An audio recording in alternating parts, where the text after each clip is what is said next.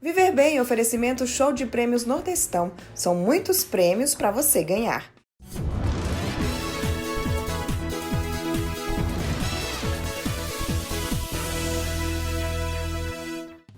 Bom dia, mais um sábado, 7 de dezembro de 2019. Viver Bem entra no ar, como sempre, para levar muita informação, para ajudar e para contribuir com a saúde e a qualidade de vida de toda a sua família. Então, convida aí quem está em casa, chama o pai, chama a mãe, chama o esposo, porque as informações que serão passadas aqui hoje são muito importantes e vão fazer diferença aí para a sua longevidade, para a sua saúde, para o seu viver bem como um todo, né?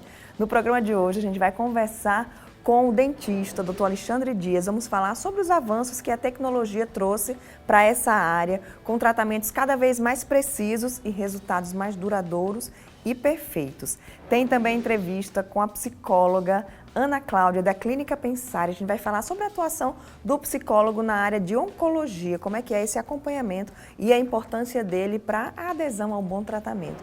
Tem também um bate-papo com a cirurgiã vascular Liana Berúcia. Vamos falar sobre os hábitos que fazem diferença para a sua saúde circulatória, o que você pode fazer para garantir aí a saúde não só do seu sistema circulatório, mas do corpo como um todo. Tem quadro Você é Sua Marca com Kênia Raíssa e tem muito mais informação para você. Viver Bem de hoje está no ar.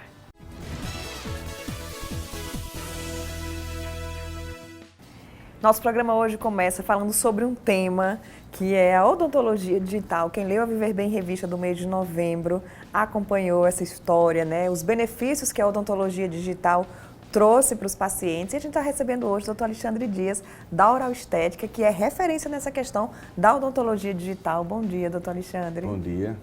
Então, fala aí um pouquinho dessa mudança, dessa transformação que a tecnologia trouxe para a sua área. Bom, na verdade, a tecnologia digital, realmente ela é uma revolução dentro da odontologia. A odontologia tradicional, né, ela teve, ao longo dos anos, principalmente nos últimos 10 anos, com a tecnologia digital, uma série de benefícios, principalmente em relação ao paciente nas diversas áreas. Eu vou dar um exemplo na área das cirurgias guiadas digitais. Hoje, por meio da tecnologia digital, é possível a gente fazer uma cirurgia de implante no paciente sem necessariamente precisar cortar esse paciente, abrir, divulsionar tecidos, né, abrir retalhos e depois suturar esse paciente. Então, você imagine que, a partir do momento que a gente tem a tecnologia digital, a gente pode fazer um guia cirúrgico digitalmente. E em cima desse guia cirúrgico, a gente só faz a perfuração naquele local específico onde vai ser colocado o implante. Fazendo com que, ao perfurar, depois você coloca o implante naquele mesmo local e onde você não tem quase nenhum sangramento. Ou seja, o sangramento é mínimo, restrito àquele orifício que vai ser colocado o implante.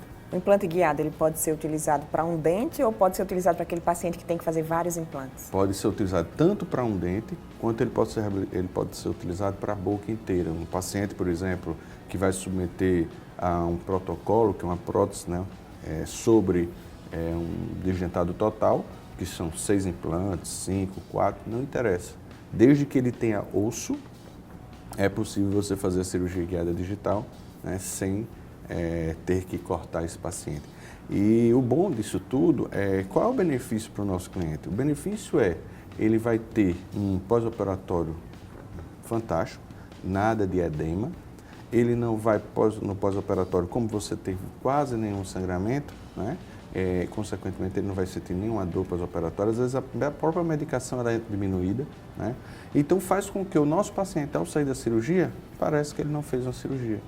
Recuperação, assim, tranquila. A recuperação é muito tranquila. Então, isso vem mostrar, né, o que é que nós queremos nos procedimentos cirúrgicos hoje. Não só na área da odontologia, mas em todas as áreas. São procedimentos minimamente invasivos. E é isso que a tecnologia digital ela proporciona para o nosso cliente. Você imagina a ortodontia, por exemplo, com os aparelhos, né? Quantos aqui, o seu telespectador pode notar aí, já teve de colocar aparelho ortodôntico e sabe do incômodo que os fios, os brackets, né? A dificuldade na alimentação, às vezes corta um pouco a boca. E hoje é possível, com a tecnologia digital, nós fazermos o que nós chamamos de tratamento ortodôntico invisível, por meio de alinhadores extremamente estéticos. Você, por exemplo, que é da área da comunicação, não gostaria de usar aqui um aparelho ortodôntico, aquele metálico na boca, porque isso muitas vezes não é estético para a sua profissão, né? E hoje é possível você tratar, e ao mesmo tempo você poderia precisar do tratamento ortodôntico, mas não queria por motivo do estético. Hoje é possível você tratar este paciente por meio dos alinhadores invisíveis, que você não precisa de fio, não precisa de bracket, e esses alinhadores eles vão conseguir tratar ortodonticamente esse paciente 2 vezes mais rápido do que a ortodontia tradicional. Então, se numa ortodontia tradicional você levaria 12 meses, nos alinhadores invisíveis você vai usar 6 meses de tratamento, utilizando 22 horas por dia, só tirando para as refeições. Doutor Alexandre, a gente vê a tecnologia, começou essa questão da tecnologia da odontologia muito pelo planejamento, pelo diagnóstico do paciente. Mas hoje, em todas as etapas do tratamento, a gente percebe a atuação da odontologia e os benefícios que ela traz, dessa tecnologia. Você falou bem. Por quê? Porque, na verdade, os exames radiográficos, por exemplo, a tomografia, né? As radiografias panorâmicas, isso foi digitalizando. As imagens radiográficas hoje, elas são todas digitalizadas. Eu posso solicitar hoje uma documentação e esse paciente ser enviado tudo via digital. Eu não preciso mais da estrutura física, né? Você mais daquele modelo. Daquele modelo, né? O próprio modelo hoje eu posso receber ele totalmente digitalizado.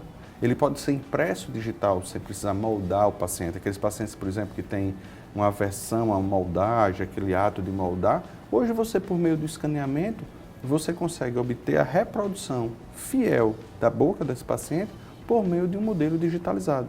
Então, o mundo transformou-se, né, de uma forma muito rápida nesse mundo digital e faz com que, em todas as áreas, por exemplo, de especialidade da odontologia ou das áreas médicas, a gente vai ver que está sempre a tecnologia sendo utilizada em benefício, né, do nosso cliente, em benefício de tratamentos cada vez melhores, né, menos invasivos. Eu diria, dentro da odontologia, como eu falei nas cirurgias, pode fazer um exemplo de cirurgia de implante, mas nós também temos as cirurgias estéticas que a gente faz. Tá? Quando a gente vai para um paciente que tem um sorriso muito gengival, aquele paciente que mostra muita gengiva, ele muitas vezes tem a necessidade de fazer uma correção cirúrgica. E hoje é possível também você fazer essa correção cirúrgica com muito mais precisão e previsibilidade. Por quê? Porque a partir do momento que você obtém o escaneamento dessa boca desse paciente, você consegue fazer um projeto de um novo sorriso. Tudo isso digitalmente. E aí você consegue confeccionar em cima desse novo desenho, desse novo sorriso, guias cirúrgicos estéticos gengivais. E aí você pode fazer essas cirurgias exatamente com a precisão determinada pelo planejamento digital. E a qualidade final muito melhor também, né? Todas essas etapas. A qualidade com um resultado. O que é que eu diria um tripé muito importante? A tecnologia digital ela proporciona muito maior precisão, uma maior previsibilidade. Por quê? Porque digitalmente eu tenho como desenvolver um projeto de um novo sorriso, eu tenho como discutir com o meu paciente isso, ele observando a nível de imagens, eu tenho como reproduzir um modelo digital e fazer um ensaio restaurador de como vai ficar o sorriso dele, né? Consequentemente, em virtude disso, ele vai ter o quê? Uma maior previsibilidade, porque aquilo que a gente está mostrando a ele, né, por meio de um ensaio restaurador, também chamado mock-up, ele também vai ver o resultado final dele. Então eu tenho precisão, previsibilidade e eu tenho redução do tempo de tratamento. E aí é onde eu entro nos tratamentos estéticos de uma forma geral.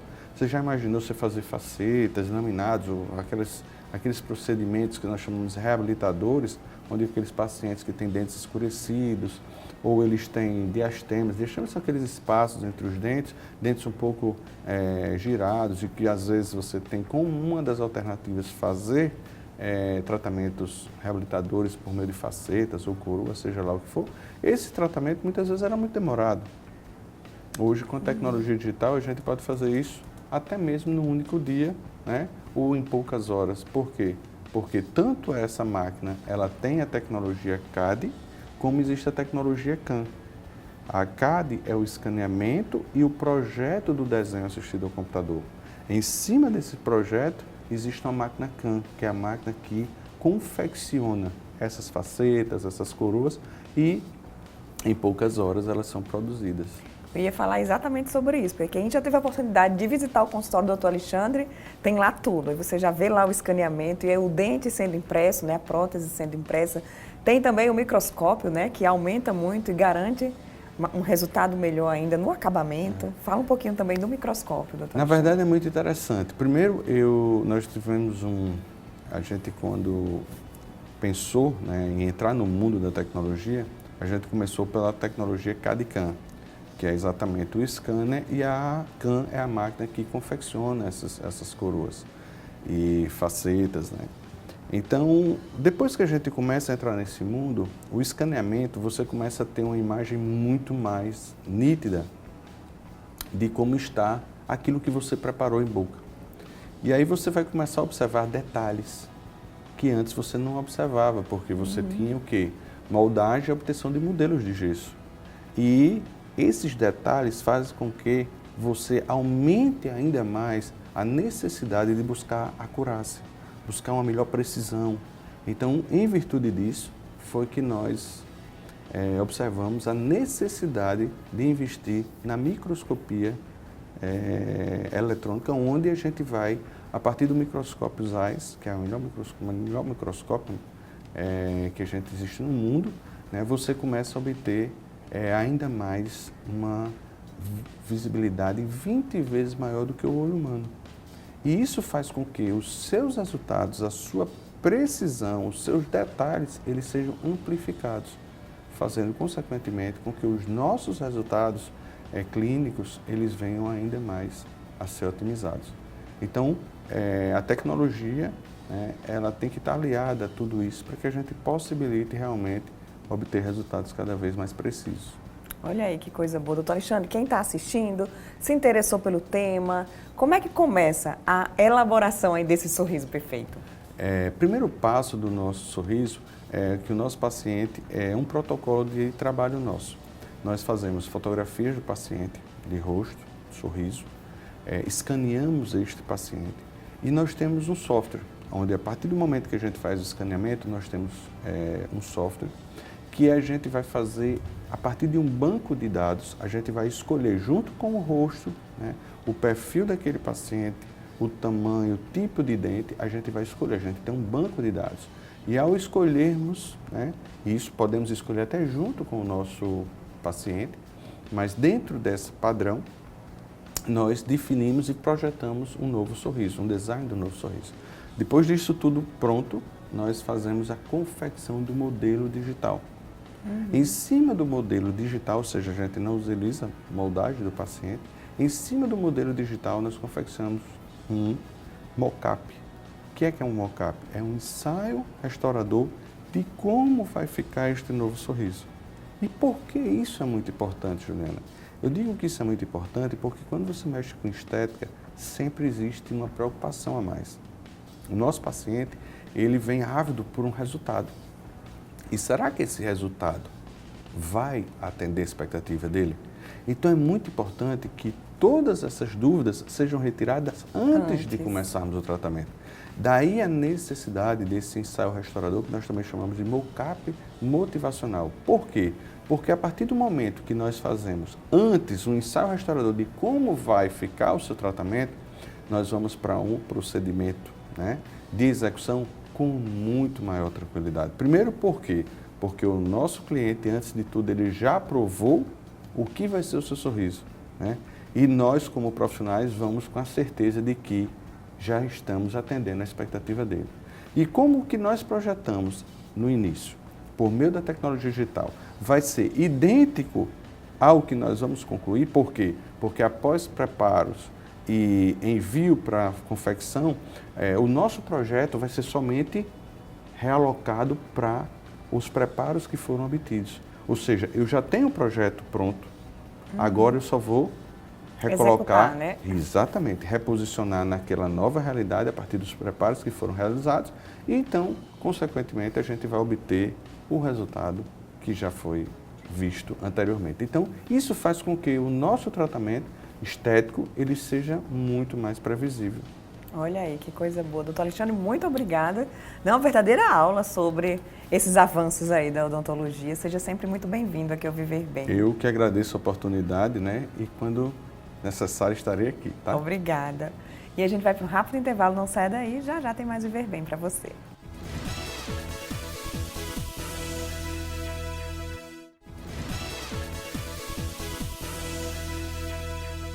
Lembrando que já estão abertas as inscrições para Pirangi Praiano, dia 19 de janeiro. Essa prova que marca aí a abertura do calendário de corridas. Eu sempre digo que quem corre Pirangi Praiano garante bons resultados durante o ano inteiro, tá? Você tem que passar ali pelaquele rio de Pirangi do Sul para abençoar todo o seu planejamento do ano. As inscrições estão abertas, são percursos de 4 e 8 quilômetros. Esse ano tem caminhada, viu? Tem caminhada. Para quem quer aí só caminhar 4 quilômetros, venha com a gente para começar 2020 com o pé direito. As inscrições estão sendo feitas no site ticketagora.com.br e você pode obter todas as informações também no perfil do Pirangi Praiano no Instagram, @pirangipraiano 2020. Tô te esperando. Agora é hora de conferir o nosso quadro Você é Sua Marca, com Kênia Raíssa.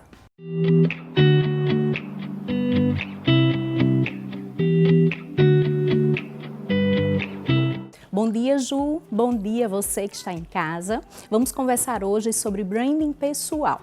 Você sabia que o seu nome representa uma marca no mercado?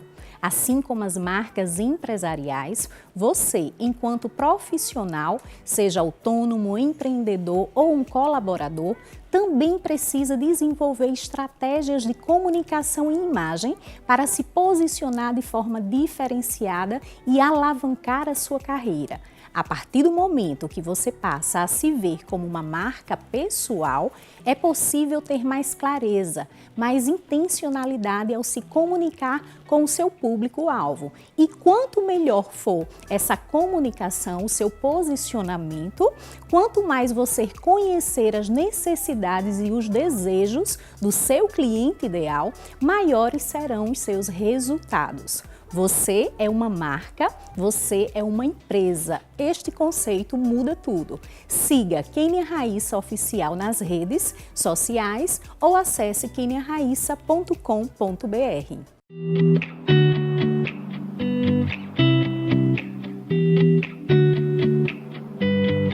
Estamos de volta agora para falar sobre a atuação da psicologia nos pacientes que estão aí enfrentando o tratamento contra o câncer, essa doença que causa muito medo, mas assim, o fator psicológico é determinante e a gente vai conversar sobre isso com a psicóloga Ana Cláudia da Pensare. Tudo bom, doutora Ana Cláudia? Bem-vinda. Olá, boa tarde, tudo bem? Um prazer estar aqui com vocês. Então, quando a gente fala assim, o paciente ele se depara com esse diagnóstico, onde é que entra o acompanhamento psicológico e a importância dele?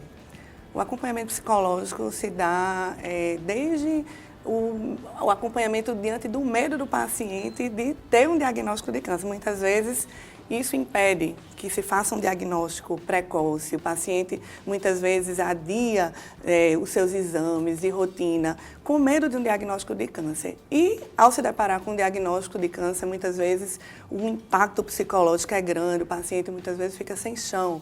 E isso não só para o paciente, a família também é acometida, né, por essa fragilidade emocional. E o acompanhamento psicológico vai justamente reforçar o enfrentamento, os recursos de enfrentamento que esse paciente pode ter para lidar com o adoecimento e o tratamento também. Eu não sei se existem pesquisas, se é comprovado, mas o fato como o paciente encara esse tratamento faz diferença também no resultado? Exatamente, né? Assim, tanto o paciente ele pode ter diversos tipos de reações diante de um adoecimento. Ele pode passar por um período de negação. A negação é: eu não sou doente, né? Está errado, esses exames estão errados. Ou então a revolta, porque eu. Né? E o quanto que isso pode dificultar uma adesão ao tratamento.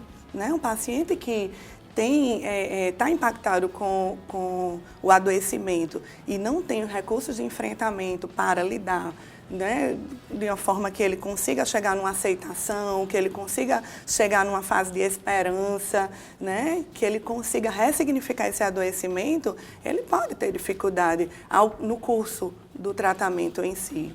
Geralmente, quem procura o tratamento é o familiar que está preocupado com a reação ou é o próprio paciente que desperta para essa necessidade? Nós temos tanto o paciente que procura, aquele paciente que é o que a gente vê como ideal, aquele paciente que quer saber de tudo sobre o adoecimento dele, ele não quer ser enganado, ele quer participar ativamente, e esse paciente ele pode buscar, eu não estou bem, eu preciso de ajuda. E ele pode chegar no nosso consultório ou no hospital que está internado e pedir assistência psicológica, né?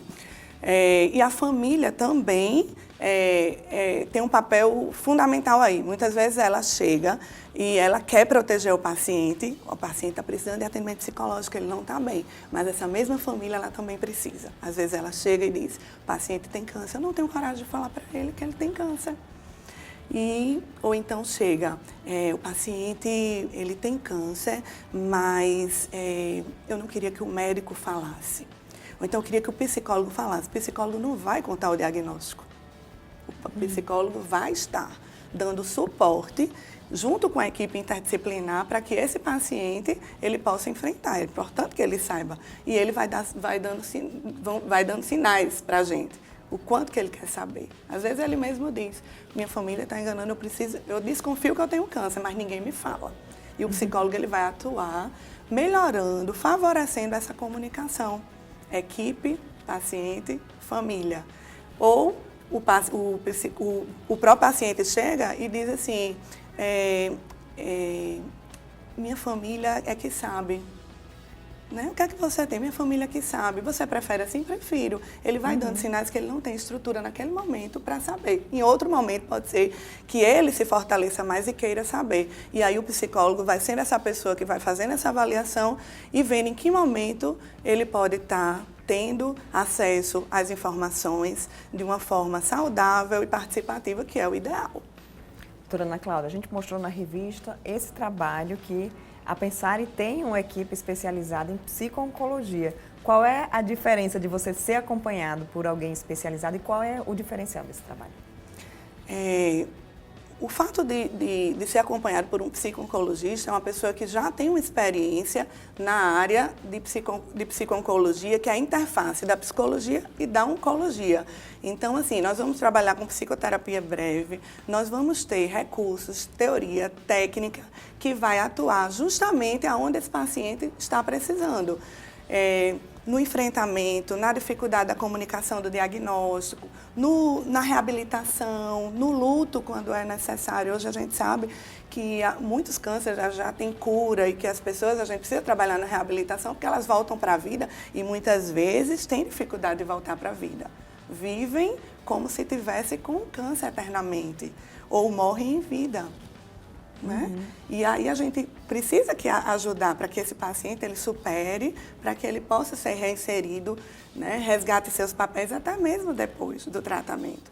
E diante de um psico-oncologista, isso vai ser extremamente favorável, de que um psicólogo nos moldes tradicionais do consultório, onde vai estar com outros focos.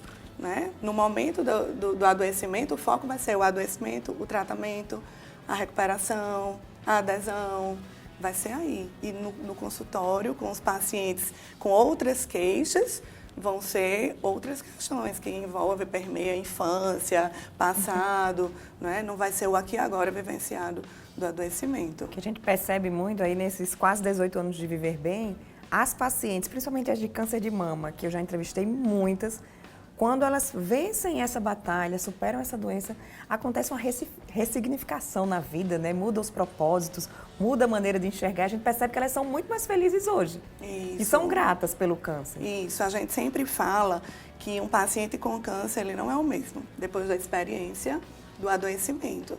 É chegar muito próximo da morte, mesmo que não seja um câncer o mais tratável, mas só a palavra câncer, que já tem aquele estigma, né? E aí as pessoas ligam, né? Associam com a morte. Então, muitas vezes, né, o paciente se recupera e durante esse processo de aproximação com a morte, da sua finitude, que na nossa sociedade é muito difícil a gente entrar em contato com a morte, nós vivemos como seres imortais na sociedade ocidental. O Oriente, né, a gente já vê as pessoas entrando em contato mais com a morte, mas no Ocidente esse é um tema silenciado.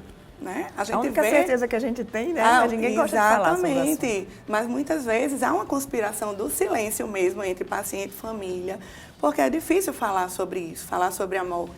Então, o entrar em contato com a morte é rever valores, é rever o que é importante na minha vida, é rever quem é importante, né? O que é que eu estou fazendo da minha vida, o que é que eu quero fazer diferente. Então, tanto o paciente passa por isso, como nós da equipe também, que trabalhamos em oncologia. O tempo todo nós estamos revisitando a nossa história e vendo o que é que a gente pode fazer de forma diferente. Olha aí, que bom. Doutora Ana Cláudia, muito obrigada. Viver Bem sempre de portas abertas para receber toda a equipe da Pensar. É muito bom ter vocês aí nessa parceria que já vem durando tanto tempo. Eu que agradeço, foi extremamente agradável esse momento, esse bate-papo, e fico à disposição, que precisarem. Boa tarde. Obrigada. E a gente vai para um rápido intervalo e já tem mais Viver Bem para você.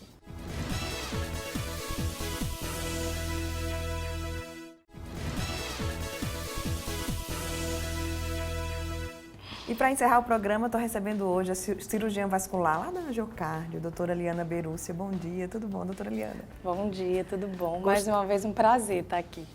E o tema da entrevista é um dos temas que eu mais gosto, a gente falar de prevenção dos hábitos que fazem aí diferença para a sua saúde, para a sua longevidade.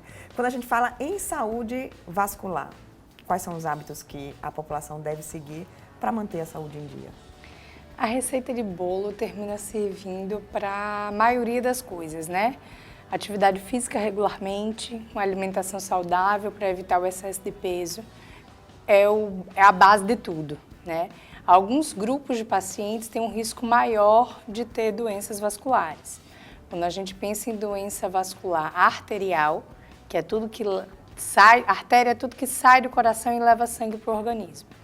Pessoas hipertensas, diabéticas, com colesterol alto, tabagistas, têm mais predisposição para esse tipo de doença. E aí precisa sim de um controle rigoroso dessas doenças. E quando a gente fala em veias, que são tudo que leva sangue de volta para o coração, a doença mais comum são as famosas varizes. E aí você precisa, para manter o principal motivo de ter varizes é a história familiar, mas os hábitos de vida também são importantes. Então a gente precisa fazer atividade física e evitar o excesso de peso, principalmente. Essa avaliação do sistema vascular, ela deve acontecer a partir de que idade? Porque a gente sabe que o coração tem aquela regrinha, a partir dos 40 você deve procurar o cardiologista, mas na área vascular, quando é que a gente deve procurar um cirurgião vascular? Para fazer essa análise de como está a nossa saúde. Isso varia muito de acordo com os fatores de risco, sabe? Como a gente pode...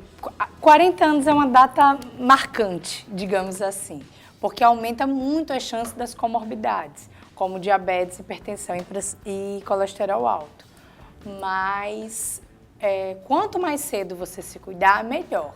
Se você tem uma família inteira diabética, hipertensa, com problema de circulação, quanto mais cedo você começar a se cuidar, melhor. Quando a gente fala se cuidar, quando eu falo principalmente em atividade física tem que ter intensidade e tem que ter regularidade, né? A mulher, a partir dos 40 anos, ela começa a perder massa muscular. O homem, em algum momento, também começa a perder massa muscular. Um pouco mais tarde, mas perde. E a gente precisa ter uma boa musculatura para ter uma boa circulação. Então, quanto mais cedo você faz atividade física com regularidade, pelo menos 3 a 4 vezes por semana, e quanto mais você faz uma atividade física com intensidade, que realmente trabalha a musculatura, você vai ter benefícios a longo prazo. Então, o cuidado com o médico é uma coisa, o cuidado com si mesmo é algo que tem que ser desde sempre. muitas vezes essa parcela que cabe ao paciente é a mais negligenciada, né? A gente sempre vai deixando de lado. Sem dúvida, é natural da gente transferir o problema da gente para o outro. A gente quer que o outro resolva o nosso problema. Então é frequente chegar paciente no consultório querendo que eu resolva as varizes, que eu resolva o problema dela de circulação, que eu dê uma fórmula mágica, um remédio que vai resolver. Não vai. O paciente tem a sua parte de contribuição, tem o dever de casa. Não pode estar acima do peso. O excesso de peso é ruim tanto para quem tem problema arterial como para quem tem problema venoso. Então, porque piora a pressão alta, piora a diabetes e piora a sobrecarga para as veias, então aumentando as varizes. A falta de atividade física também piora as duas coisas. Então você precisa fazer atividade física, precisa controlar o peso. E isso eu não posso fazer do consultório. Cada um tem que fazer de si. E quanto mais cedo você fizer isso, melhor, porque o resultado você vai ter a longo prazo. Quando a gente fala para paciente perder peso e fazer atividade física, não é para ficar mais bonito, é para ficar mais saudável, do ponto de vista circulatório e do ponto de vista global mesmo. Criança também pode sofrer com problemas circulatórios? É menos comum, bem menos comum. Porque a gente vê muito crianças acima do peso hoje, né? Isso, uma criança ou um adolescente obeso ou só com sobrepeso, ele vai ser um adolescente, um adulto jovem, obeso. Então, ele tem que se cuidar de agora para que no futuro ele não esteja num grupo de risco maior. Criar o hábito de atividade física é algo que é algo progressivo, nem todo mundo gosta. E quando a gente fala em atividade física, eu não estou falando em musculação. Eu estou falando em qualquer coisa que faça você se mexer e que você goste, porque tem que lhe dar prazer. Isso. Se você não gosta de fazer atividade física, você faz 2, 3 meses e depois você desiste. Às vezes nem chega, né? No Ou terceiro nem mês. isso, ou paga 3 meses e não vai. E aí isso não conta. E gostar de atividade física, gostar de se movimentar, de exercitar o corpo, é algo que se ensina para a criança e para o adolescente desde muito cedo. E o que você faz serve de exemplo para seus filhos. Então, quando a população está envelhecendo, mas não está se cuidando. A população está ficando mais obesa, mas por não estar se cuidando. E a gente tem que investir já nos adultos jovens para que no futuro você consiga ter uma população mais saudável. Eu li até uma reportagem aí que até influencia geneticamente. Uma mãe que já tem essa rotina aí de atividade física, consegue transferir isso aí para o filho. Olha aí que coisa boa, que responsabilidade maior ainda, né? Exatamente. Não basta só falar, né? Não basta só pedir para o filho largar o celular e jogar bola. Você tem que largar o celular e ir para a academia, e correr na praia, e dançar, e fazer alguma coisa que você goste, para servir de exemplo. E principalmente as mulheres, porque a perda muscular para a mulher é mais acentuada, principalmente após os 40 anos. Então, você tem que trabalhar a sua musculatura, você tem que trabalhar, ter o hábito da atividade física. O ideal é que seja antes disso, com 20, 30 anos, você já tenha regularidade e mantenha isso com o passar dos anos. Todo mundo quer viver 70, 80 anos. Ou 100, mas né? Ou 100, eu quero chegar no 100. Mas para você chegar lá com saúde, andando sem apoio, se levantando da cadeira, indo ao banheiro sozinho, porque isso é qualidade de vida. Para você chegar lá com tudo isso, sem problema circulatório que limite a sua qualidade de vida, você tem que trabalhar isso desde cedo. E aí trabalhar a musculatura, se mexer e ter uma alimentação saudável para evitar o excesso de peso. Ótimo, olha aí, mais uma receitinha, né? Pois não tem uma receita do bolo, mas tem, né? Tem, Tá aí, a receita não tem do bolo segredo nenhum. na verdade é isso. Então, na hora que você cuida do corpo como um todo, da saúde como um todo, você está garantindo que vai ter uma saúde vascular a longo prazo. Olha aí, que coisa boa. Doutora Liana, muito obrigada. Viver Bem aqui sempre de portas abertas para vocês todos. Obrigada pela oportunidade, sempre muito bom estar aqui batendo um papo, esclarecendo e alertando nossos telespectadores. Ótimo. O programa de hoje fica por aqui. Muito obrigada por sua audiência. Próximo sábado, 9 horas da manhã, a gente se encontra mais uma vez aqui na Band e eu estou te esperando.